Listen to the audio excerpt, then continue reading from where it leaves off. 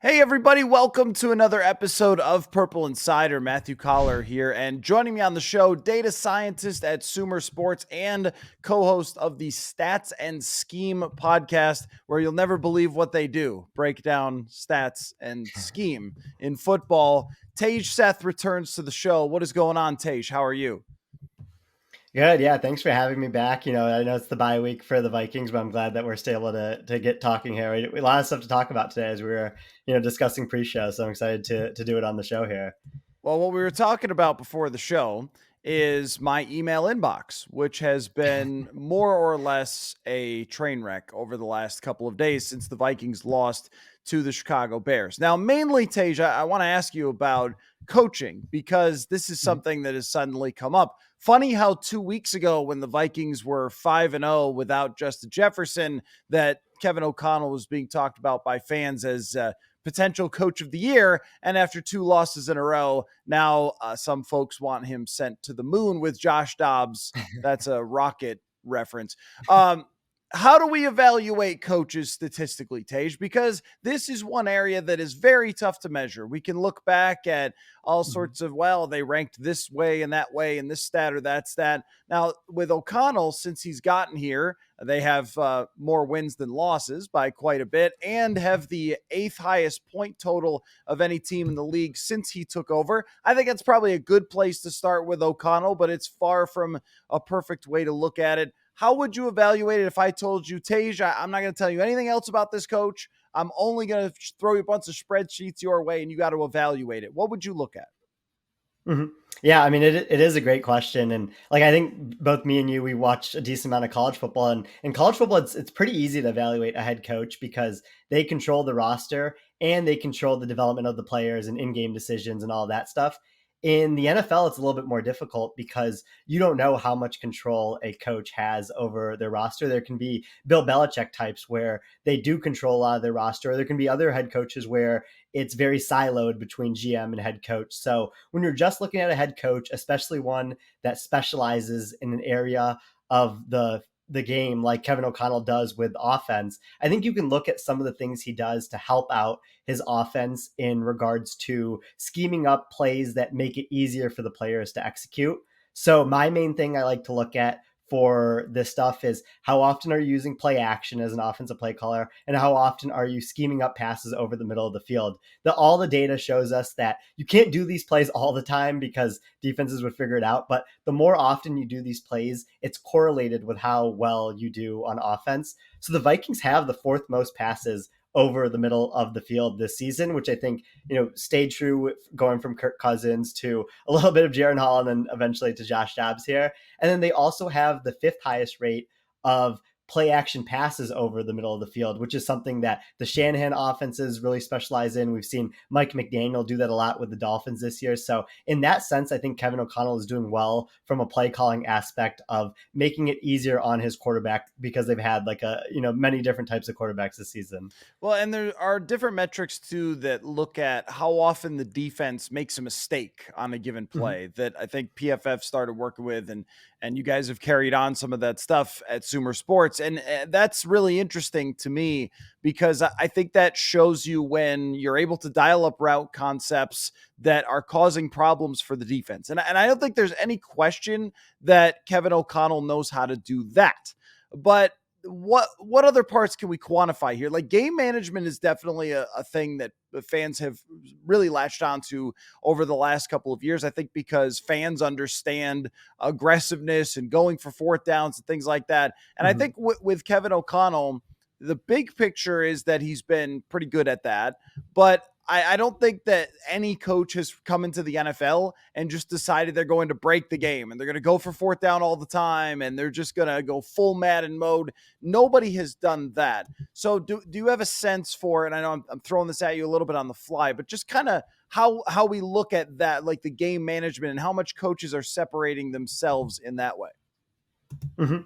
Yeah, I mean that's a great thing to bring up as well. And Brandon Staley did try to go full Madden for a little bit, but obviously had to reel it back. So when you look at the Vikings and you can use Ben Baldwin's fourth down model of when do they go for it when they should. So if you were to go for it and you were to simulate the situations where they go for it and based on conversion or fail versus they end up punting or kicking a field goal. And then the result of those situations, on average, we could expect a 1.5% increase in win probability of going for it in these specified situations. The Vikings go for it about 50% of the time, which is a little bit above league average in these situations when they should go for it. So I think from that sense, like he's doing a fine job in the game management thing. The interesting thing and like something that gets knocked on a lot with these younger type of offensive minded head coaches like Kyle Shanahan, like Sean McVay in these past couple of years is they have been pretty conservative on fourth downs. And that's always something that's brought up in the sense where you should feel confident in your ability as an offensive play caller and someone who's ahead of the game on that side to go for the ball or to go for it with the ball because you like should have a good play call for that situation. I think Kevin O'Connell seems to have more confidence in himself than McVay and Shanahan do in those situations, which I think has been a good testament to him going for it there. Yeah, and the other night he goes for it on 4th and 7, which when you looked at Mm-hmm. the punt models, I think it was basically a coin flip for those decisions. Now, something Yeah. that I've been thinking about with Josh Dobbs, and look, they've won 2 out of the 4 games with Josh Dobbs at quarterback, which to me is always what you would expect is the best case scenario for having a backup quarterback.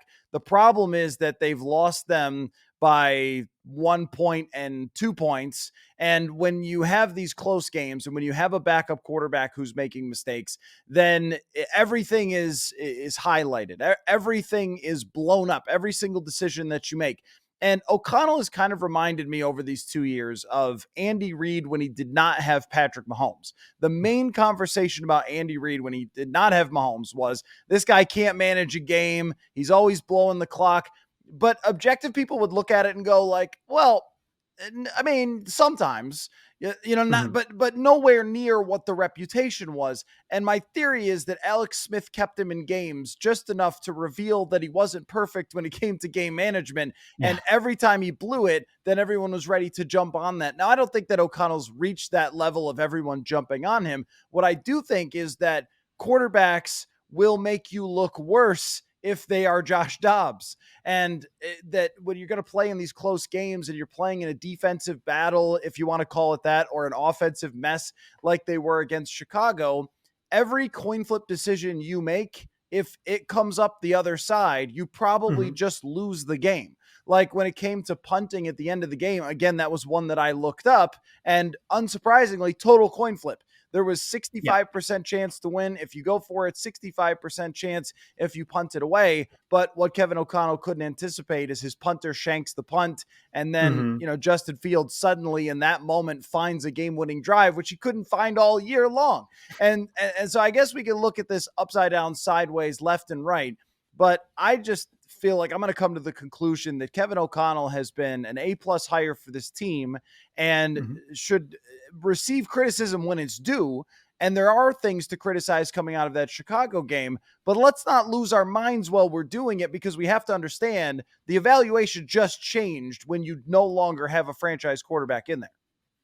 Mm-hmm. Exactly. Yeah, I agree with so many things that you said there, and I think the good thing is like even if he's not necessarily nailing the timeouts and the clock management, that's not a fixed skill. Like that is something that can evolve over time. He's still so young. Both career wise, second year as a head coach, but also like he would be young enough to play quarterback for the Vikings if they had an emergency situation. But when you look at like the Vikings as a whole this year, we talk so much about their one score wins last year, 11-0 in the regular season to 5-6 in one score games this season. And I think so much of that has to do with just like variance in those games going back to coin flips, but also their turnover luck has been really bad this year.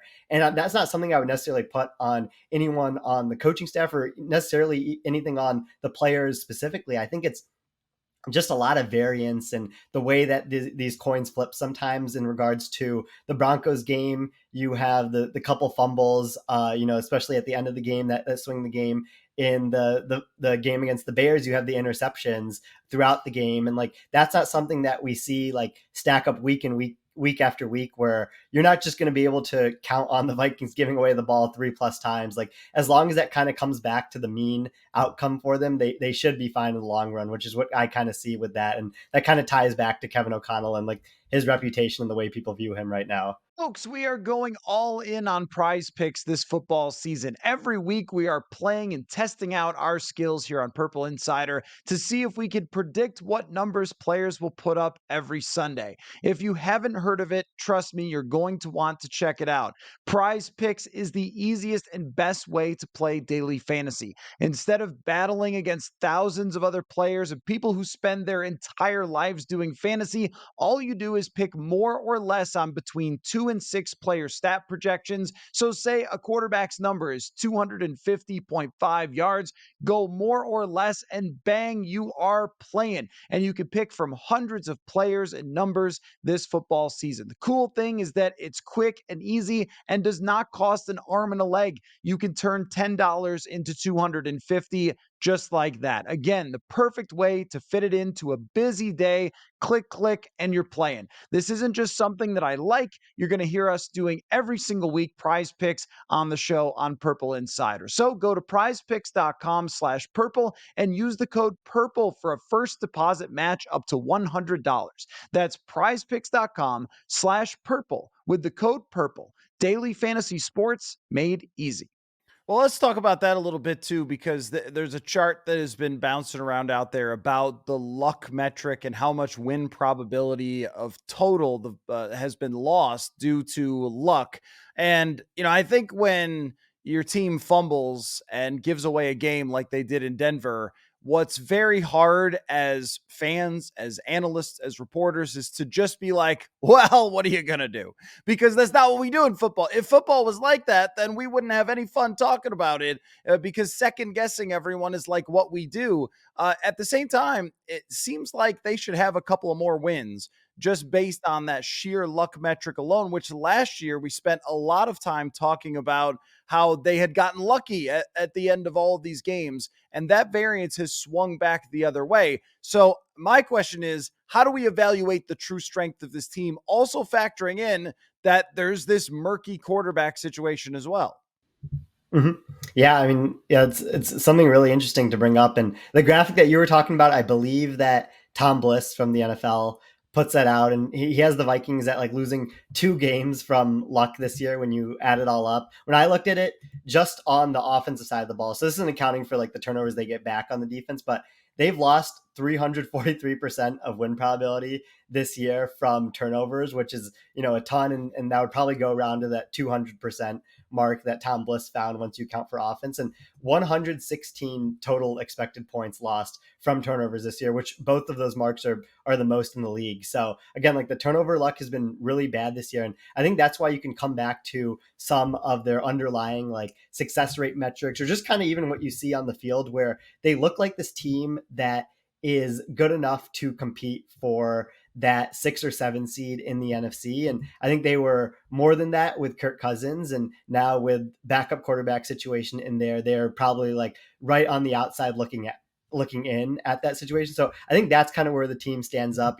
NFC is a little bit weaker than the AFC. So maybe you see them as a team that is about like average in regards to the looking at the whole league. But that's kind of how I'm evaluating the Vikings right now.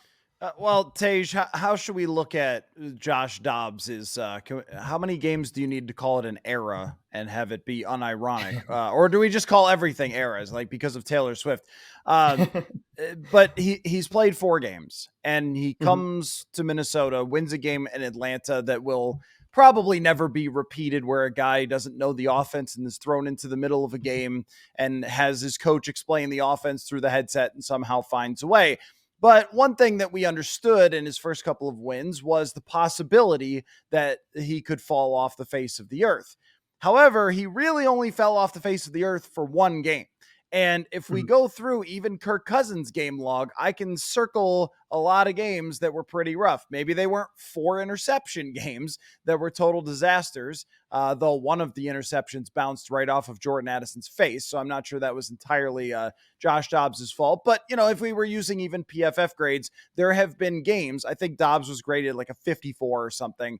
There have been games where Kirk Cousins has been graded a 54. And that's why I wonder, as we talk about, should they bench Dobbs? Should they bring in Nick Mullins? Should they play Jaron Hall? if you sort of, as Kevin O'Connell and as Vikings fans, just have to live with the idea that sometimes he's going to play like he did against the Saints and sometimes he's going to play like he did against Chicago. And there's probably not like a situation where he's going to play too many games in between. It's either going to be pretty Mhm. darn good or pretty darn bad. And you have to hope to string together pretty darn good in order to get into the playoffs. Or you're talking about a quarterback in Nick Mullins who hasn't played since 2020 and was not good in 2020. Mhm. Exactly. I mean, you summed up so many of the things that I was going to talk about there, because it's like Dobbs is a very high variance quarterback. We saw that with the Cardinals. We are seeing that right now with the Vikings. There was, there's some signal in him getting traded twice in the past calendar year, and like I think that factors into things. But like I think he's done enough to prove that he's right on that border of bottom tier starter to high end backup. And like I think that's what you're going to have to expect from him. But he's not a backup in a sense where he can come in and he's not like a Teddy Bridgewater where like he won't lose you the game but might not win a game when you're like a 5-point underdog or something. Like I think the good thing that he gives you is he has that super wide range of outcomes where he can beat a team like the Saints or Falcons, where even though they're underdogs in that game because they had him in, like he can go in and do that. But he's also going to lose games like the Bears game where some of it is his fault, some of it's the outside circumstances in that situation. On the year, he ranks 28th in EPA per play out of 36 qualifying quarterbacks. So like I think that's about what you're going to get with him. And like the only way I would move on from him is if you had this young quarterback that maybe you took in like the third or fourth round that you really wanted to know whether or not that they were going to be like capable of being an NFL starter, kind of like what the Titans have done with Will Levis here. If you feel like you don't have that type of backup quarterback on your roster, like I think you can try to make the playoffs with him, get that back-to-back playoff appearance under your belt for both Kwesi and Kevin O'Connell, and feel good about yourselves going into next season. Well, how screwed are they when you're talking about having the 28th quarterback in EPA as we look at the playoff race? Because now you and I tweeted together and I used what you gave me in my post game article about the Vikings playoff odds if they lost the game. And there was a massive difference between if they had won and if they had lost. Like that, I think everybody like just even inherently felt that gut punch of, if you're going to lose this game to the Bears, we can't really believe in you. We can't believe in a magic carpet ride, which I completely get. And that was how I walked out of the stadium feeling as well. Like, well, that was fun while it lasted. However, they are not out of the playoff race. And they are getting a gentleman back who plays wide receiver, who last I checked is pretty good at football, in Justin Jefferson when they go to play the Raiders. And then they play Cincinnati with Jake Browning or maybe AJ McCarron starting. And then it's the 3 games in the division, 2 against the Lions, 1 against the Green Bay Packers. How do we figure out what we're even supposed to expect here with all these factors? I mean, the schedule is manageable to get into the playoffs. The other teams that are racing for them, not super impressive for the number 7 spot, but also there's uncertainty at the quarterback position. What am I supposed to think of this? Yeah, I mean, I think at this point they've won too many games where they can't go like what the Bengals are doing here, where the Bengals are going to just kind of send the season in, end up with the top 10 pick, and get a player that they wouldn't have gotten if Joe Burrow had stayed healthy the whole year. I think that because of the offensive supporting cast and because of how many games the Vikings have already won, that they might as well try to make this playoff push here. And they even would get to send out a division rival if they make the playoffs, because it looks like it's going to come down to them and the Packers for one of those last spots in the NFC. Packers are playing the Chiefs this week, like you mentioned. And so if the Packers were to lose that game, we would have them drop down to around a 53% chance to make the playoffs. The Vikings currently sit at a 44% chance to make the playoffs. So there's not much separation between those two teams, and the Vikings will get their opportunities this season, like you brought up. So I think that when you look at where the Vikings are, like they do have less of a chance to make the playoffs or to miss the playoffs than to make the playoffs. But I think that there's still a fair enough shot where you can feel good when you get Justin Jefferson back and you get to see him with Dobbs or whatever other quarterback is starting for the first time since he's been injured. And you can start to piece together what the rest of the season will look like for this team. How are we supposed to quantify what Justin Jefferson can bring in terms of value when he's not playing with Kirk Cousins, because Kirk Cousins, I mean, fantasy players, I'm sure know this. He is a wide receiver one Mm-hmm. monster. I mean, just leans his entire career, just leans super heavy on his top wide receivers, which has played out really well for Justin Jefferson as offensive player of the year last year. It's like, you know, they go 5-2 without Jefferson. And if those games had been ordered differently, we would feel a lot differently, probably at this moment, surviving his absence. At the same time, like Kevin O'Connell's talking about, the quarterback's got to have timing, anticipation, all these things to get Justin Jefferson the ball in the same way. And now we're at chicken and egg type of situation of like, can Justin Jefferson make literally anyone good? Or is Justin Jefferson not going to be able to do what he does because whoever's playing quarterback is not going to be able to get him the ball? Mm-hmm. Yeah, I mean, I do think that the uncertainty increases when you have Justin Jefferson with not in Kirk Cousins quarterback, which we really haven't seen much of before. But I mean, yeah, your point that you brought up about Kirk Cousins loving to target wide receiver ones, I think is something that holds true with him, and I assume that they're going to try to get that same type of impact from Jefferson when he comes back with a backup quarterback. But when you look at Jefferson as a whole, and like I have a model that I've been working on that puts wide receiver yards and touchdowns into context agnostic from their quarterback, so not including the quarterback that's throwing to them. Jefferson is still he would rank top 5 in receiving yards, receiving touchdowns when you don't know which quarterback was throwing to him just based on opportunity alone. So I think as long as the opportunity is going to be there, he will produce on that opportunity because he is, one of the most impactful wide receivers in the NFL, as you know. Yeah, I mean, this offense is built entirely for Justin Jefferson. Like that's from Mhm. training camp from day one. I mean, you even go back, the season ends, Kevin O'Connell gets together with his coaching staff, and they're pulling out whiteboards and putting number 18 there. That's where it begins, right? And then it's Mhm. everything else around that, which I think is, one of the reasons why with him, he gets so frustrated at times when the timing of the offense or something else isn't right, because he knows that if you could get the ball to the right places to Justin Jefferson, really good things are going to happen. Assess the Green Bay Packers for me. I have watched a little Green Bay Packers football, like on Thanksgiving, but suddenly when I'm looking at the charts that SumerSports is putting out, their little green helmet is starting to move toward the good teams. I'm like, wait a minute. And the offense is starting to move toward the good teams. I walked out of Lambeau Field, other than being totally shook by what happened with Kirk Cousins and everything else, thinking like, I don't know, this Jordan Love thing, it probably ain't going to work. Do they have a situation on their hands where Jordan Love is developing and everyone could start talking about, man, you sit a quarterback for a couple years, that's what you should be doing because Jordan Love? Or is he Daniel Jonesing, where he's just good enough to get his team to believe in him, only to soon disappoint? Where do you stand on Jordan Love's recent play? Mhm. Yeah, I mean, it's still so early on Jordan Love, but I mean, like you mentioned, like that Vikings game, and I think even the game after that, he didn't play that well, and they were still so young on offense. And now you're starting to see all the pieces put together. But like the Packers have done a really good job of basically having a competitive rebuild that we've talked about with the Vikings before. I think the Packers are kind of going through that right now, where Jordan Love is 25 years old, Christian Watson is 24, Romeo Dobbs, Jaden Reed, Dontavian Wicks, they're all 23 years old.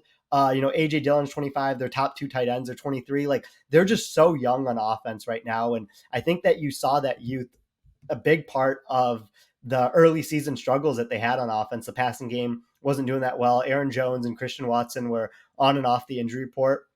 And now you're seeing Christian Watson healthy. You're seeing Jordan Love and Matt LaFleur have a better synergy on offense. And then some of those younger wide receivers are starting to step up. Like I was a little bit surprised the Packers didn't try to bring in a veteran receiver, but obviously they believed in some of the culture that they have. And, we're still figuring out which receivers are going to be like their starting receivers. But I think like between Jaden Reed and Christian Watson and those types of guys, you're starting to feel better about where they are in that sense of players that can make plays for you occasionally, and they just need to become more consistent. So I think the Packers, again, are very similar to the Vikings, where they're going to have that 50-50 shot at making the playoffs this year. And, I don't think it would be accounted against them like the Vikings that if they don't make the playoffs, because this necessarily wasn't supposed to be their year. It's all about 2024 and getting Jordan Love playing time and reps with the offense. So I very well could see them end up making the playoffs. They got a very tough matchup this weekend against the Chiefs. But if they do end up making it, I think that this year was very successful for them. And if they don't end up making it, I still think that they have things to feel positive on going into next season. When Mike Zimmer was the head coach, I used to decide how I felt about other teams' quarterbacks based entirely on how they handled Mike Zimmer. And if they could do anything against Zimmer's defenses, I was impressed because those defenses were so good. And then that went away for a while. And Mike White had a great game against the Vikings. I don't think that matters anymore. Cooper Rush one night beat the Vikings defense as they fell apart. Now I think I'm starting to feel the same way about Brian Flores, where I look at Justin Fields and I see Chicago Bears fans and media celebrating Justin Fields, and people are using his game log thing to tweet out his last 17 games. That's what it looks like. I'm like, I don't know, guys. I don't think so. I think that you're still going with Caleb Williams there, number one in Chicago. But with Jordan Love, I am really interested to see the next time they play each other, because he'll have seen Flores' defense once, clearly messed with his head. Also, the Packers dropped like 8 passes in that game, but he wasn't good. And how he adapts to that, I think, will show how much he's grown. The Vikings also have 2 games against the Detroit Lions. You are from Detroit, and you have grown up with the pain and sadness of the Detroit Lions. And, they ruined your Thanksgiving by playing the way that they did. The crazy thing about, the Detroit Lions with Jared Goff is they can play the best game offensively and look like they are an unstoppable force, as if Kurt Warner and Torrey Holt and Isaac Bruce and The Greatest Show on Turf just dropped in there, or they can look like terrible. And I think it entirely depends on if anyone makes Jared Goff move in any way, left or right or forward. He's used to going backwards. So any other direction except for a straight drop back or a bootleg, and even the bootlegs he's not that great at. So what are you making of, like, this team has really done well, and they have restored the roar, if you will, but they still have these problems on defense, and I'm not convinced that they have a good defensive coordinator, and they still have the shortcomings of the quarterback. They're like in this world between the real contenders and the teams like the Vikings scrapping to get in. Yeah, I mean, on the Lions, like, first off, I don't know what it says about me that Lions lose almost every year on Thanksgiving. It's still like probably my favorite American holiday. I might just love the food that we eat on there. But specifically going into football about the Lions, like, I think that when the Vikings made their defensive coordinator change to Brian Flores, it was in a large part to what the Lions did to them, especially in that second game last year, where Ben Johnson was able to scheme up anything he wanted because he knew what the Vikings defense was going to be in a lot of the times. You think about the Jameson Williams deep shot early in the game, and then what he was able to do with Brock Wright and Amon-Ra St. Brown throughout the game, and then even the Penei Sewell trick play kind of at the end to close off the game. Like, I think the Vikings had to make their defensive coordinator shift because of that game. And I thought that the Lions had a really good understanding of the Vikings defense last year. This year, that's going to be a lot tougher when you have Brian Flores in there and all the exotic blitz packages that he's going to throw in. Like, I think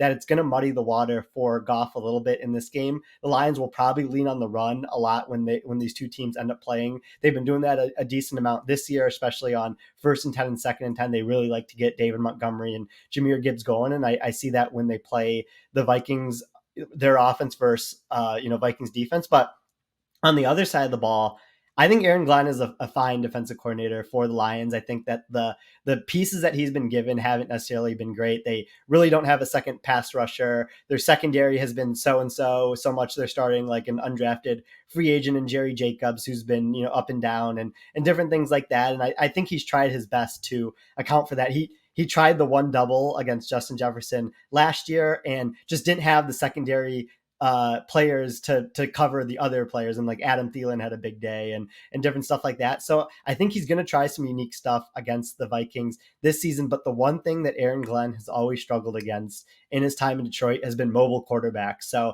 I do think it's the Vikings' best interest to play someone like Josh Dobbs in this game, because Justin Fields did really well against them, and a different mobile quarterback. Lamar Jackson had a career day against the Lions earlier in the season. Like, I think that Dobbs could really make this game close because of his rushing ability, because of his scrambling ability, and the Lions have a tendency to not be able to finish off sacks. And I think that's Dobbs' best skill is getting pressured but not taking sacks. So I think that they match up well on that side of the ball for sure. Yeah, the Aaron Glenn thing, maybe I'm just watching Brian Flores and what he's done with this personnel and thinking, I don't know, I guess everyone should just be able to do this. But Flores has really had a special year considering Mm-hmm. the group that he has, and we're seeing a lot of young players develop as well. Just feels like every broadcast I watch of the Lions, they show Aaron Glenn, they're like, man, up and coming, great coach. Where do the Lions rank in defense? 27th. So like every time. So I don't know. I guess I can't tell if it's personnel or if it's Aaron Glenn. Before we wrap up the Tej, I want to play a little imagination game with you. Okay, so I just want you to imagine with me some scenarios and then give me your reaction. Okay, so imagine with me a scenario where the Vikings, the rest of the way, go 2-3 and they disappoint. They miss the playoffs. They go into the offseason with a very difficult decision to make at the quarterback position. So imagine with me that you are in Kwesi Adofo-Mensah's office and he's asking you, he's like, Tej, you're one of the best up and coming data scientists in the world of football. There's probably better in the actual world, but at least in football, you're great. What should I do here? I need your advice. I need you to tell me. Should I bring back Kirk? I mean, it's hard to find a quarterback in the draft, and if I've picked the wrong quarterback, I'm going to get fired. So what should I do? Imagine this scenario and what you would tell Kwesi Adofo-Mensah. Mm-hmm.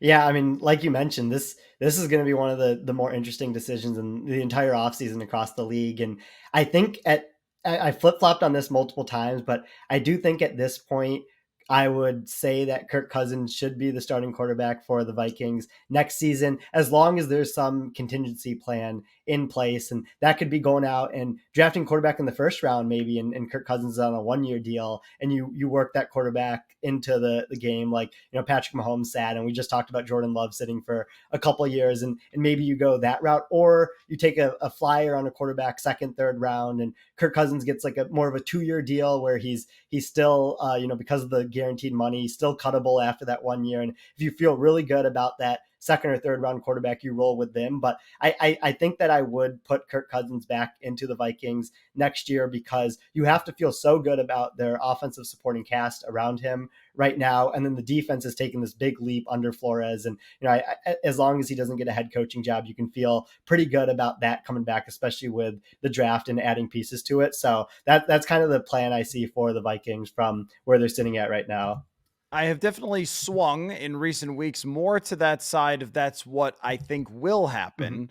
But imagine now with me in our Imagination Land. For South Park fans, they remember in a classic Imagination Land episode. I won't sing the Imagination Land song, but that on the phone with you is Kirk Cousins' agent, and he's saying, Tej, we got multiple offers here.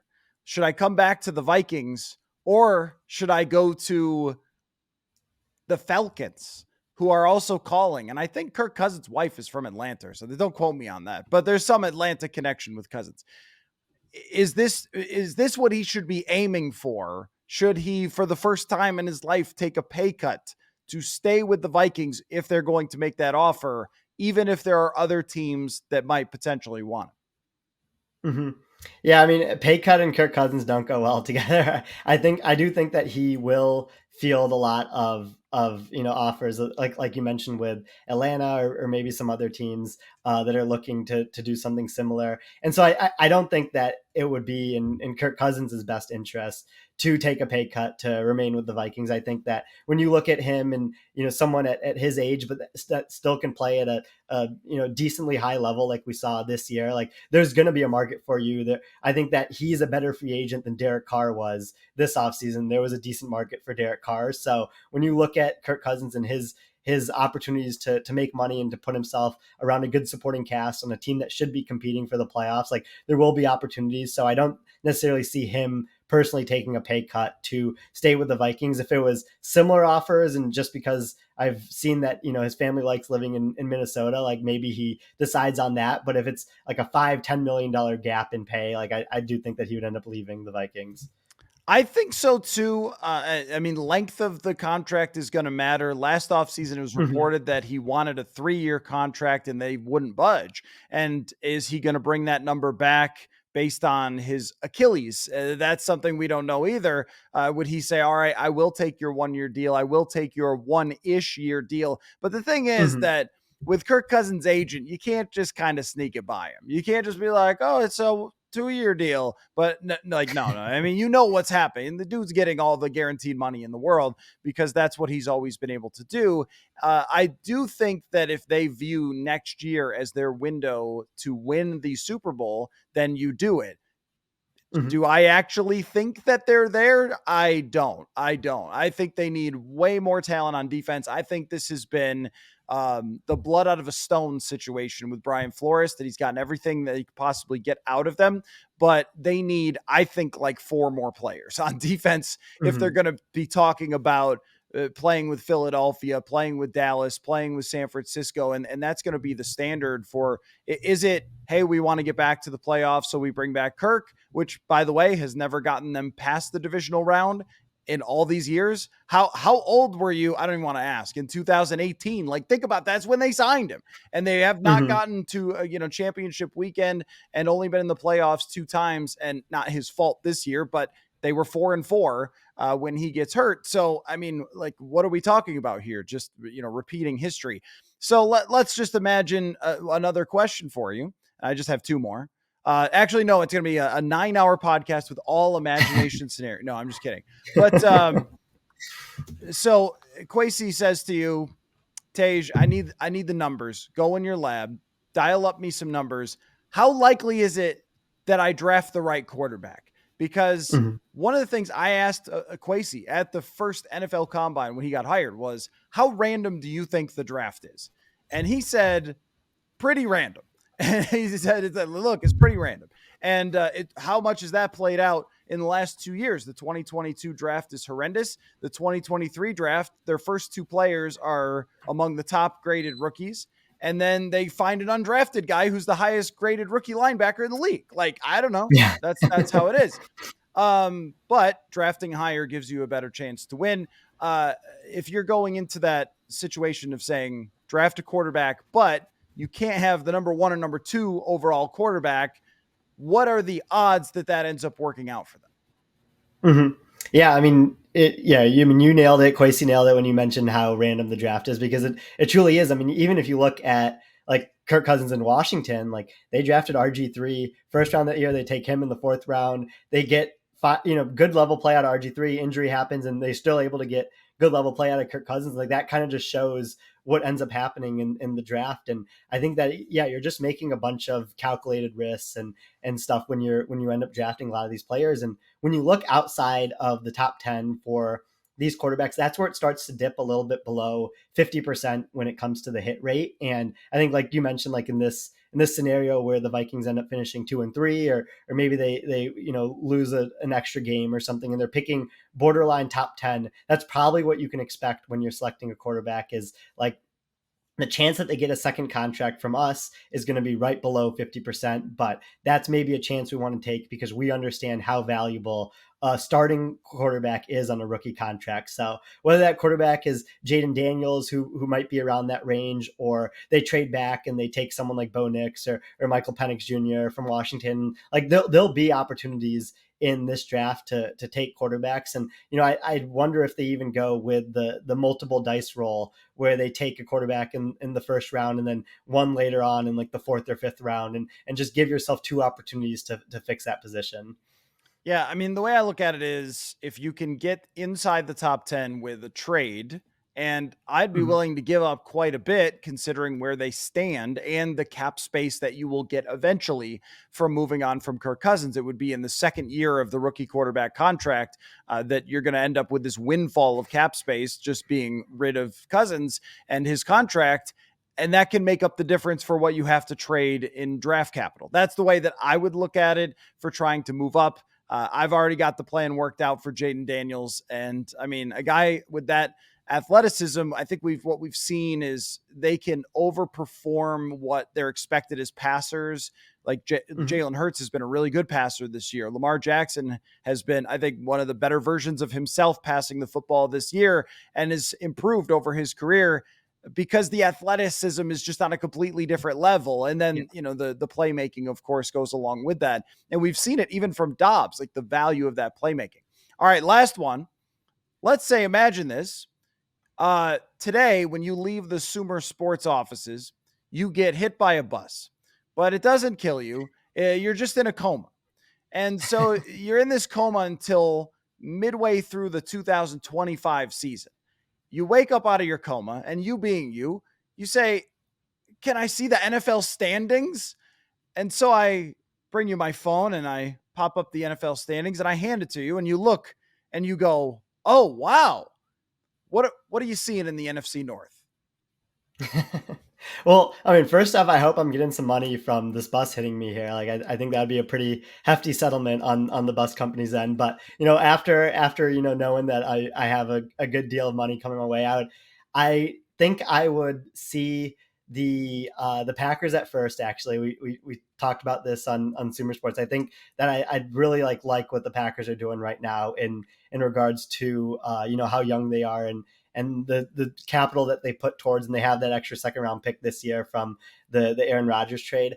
I would see the Lions in second, the Vikings in third, and I still think that the Bears would be in last in the NFC North. I think that the Bears have the widest range of outcomes there Mm-hmm. because if they do draft Caleb Williams and then also get like Marvin Harrison Jr. or Yeah. something, I mean, Montez Sweat they've added, he's terrific. I saw that the other night. They had DJ Moore is another guy. I mean, if someone can throw the ball to DJ Moore, the Yeah. dude is going to be an absolute monster at some point in his career. He's already a monster with Justin Fields, and that's a disaster. Uh, that I think has a chance, but also who could ever trust the Bears? We say this Mm-hmm. about lots of teams, though. I would have said Texans. Come on. Right. Yeah. And then, but look at them. And the same thing goes for Bengals. Like, oh, Bengals, man, they're just going to be bad forever. And then they weren't because they got their guy. So I could very much see the Chicago Bears being in first place midway through 2025. I could also Mm-hmm. see the Vikings continuing to build on what they have. Uh, the Packers are a little bit harder. I guess I need to be more convinced that Jordan Love is really good. Like, I think their roster building is okay, like going super young and so forth. And we always love that. But I just need to believe that Jordan Love can be more than like a 500 quarterback because that's what he's played like this year. And he's had his ups, he's had his downs, as all 500 quarterbacks do. And then, the Lions are a tough one because I don't know, like, how much are they paying Jared Goff in Mm-hmm. 2025? Are they going to stay with Jared Goff? Is the roster going to be better because they draft well or worse because they don't? Or, where's it going? I think that by like trying to use your crystal ball and look into the future, it's very hard. I think you can make a case for Mm-hmm. almost anybody being there at that point. Yeah, no, I agree. I think I mean it's definitely tough to slate like how these teams will look in 2025. The some of my reasoning, like I put the Lions, right now they're in first place in the NFC North. I assume that they'll be favorites next year to win the division. Not like heavy favorites, but probably around a decent sized favorite to win it next year. But like when you look at the Lions, and I think some of the moves that they made, taking down premium positions in the first round and doing the trade up for Jameson Williams that isn't looking great right now. Like I think that they're going to end up, especially if they end up extending Goff this offseason, where they're that team that has the average outcome of finishing second in the NFC North and competing for that wild card spot because they maybe never took the leap to try to become a true Super Bowl contender by going out and finding a young quarterback on a rookie contract. And yeah, so like that was my reason for that. And then the Bears, like you mentioned, like even after that Monday night game where their offense didn't look good. Like, I'm just starting to talk myself more into their process on the team building side, because they've had so many resources, and they nailed the DJ Moore pickup in that trade with Carolina. Montez Sweat looks like a great player, even though it's taken a top 40 pick and a big contract to get there. Like, I think they just needed to add talent, and Tremaine Edmonds makes some plays from time to time. But yeah, I mean, it comes down to the quarterback, and if they're able to give him the support that he needs. And I don't know if I fully trust the Bears to go out and find multiple receiving options to maybe help that, or to really shore up the interior of their offensive line. And that's why, like, I don't know if they'll be able to foster growth around Caleb Williams like maybe the Texans were able to this year.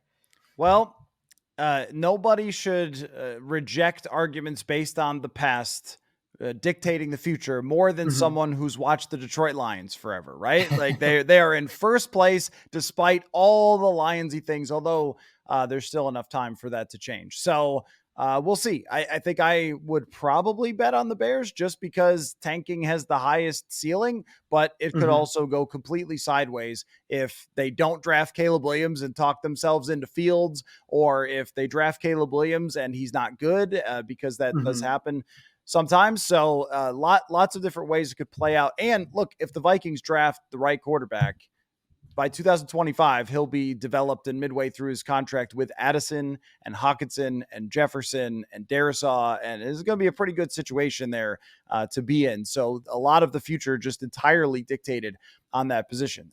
Anyway, well, I'm sorry I had to have you get hit by a bus, but you needed to also relate to how Vikings fans felt after that game on Monday Night Football. So Tej Seth, Tej, TEJFB Analytics is your Twitter, but also people could just type in your name. It'll pop up. And the Stats and Scheme podcast, SumerSports, great stuff that you guys are putting out with Thomas Dimitrov, Eric Eager at the helm there, our friends. So great stuff. Great to get back with you, and really appreciate you bringing the data-driven perspective on the Viking situation, man. Thanks. Yeah, of course. I mean, it was great to come on, and you've always been so good to me with, interviewing me for the book you wrote on PFF, and donating some of those books to a club I used to be part of at the University of Michigan, the Michigan Football Analytics Society. So, I really appreciate everything you've done for everyone here. And it's always great to talk on your show. What is that? My self-promotion music? Yeah. If you're looking for a Christmas present or whatever holiday you celebrate, football is a numbers game. I did profile, Tej, your story of an up-and-coming data scientist in the football world. Maybe that's not the most compelling tease, though. Also, talk to Chris Collinsworth there. Buy the book. Yeah. But I'm one of the parts of the book that's so interesting is so many people from different backgrounds having a chance in football when they never would have had before. And I actually made fun of how skinny you are in the book as well. So that's a reason to buy it. All right. Okay. No more self-promotion. Thanks, Tej, and we'll catch you all later.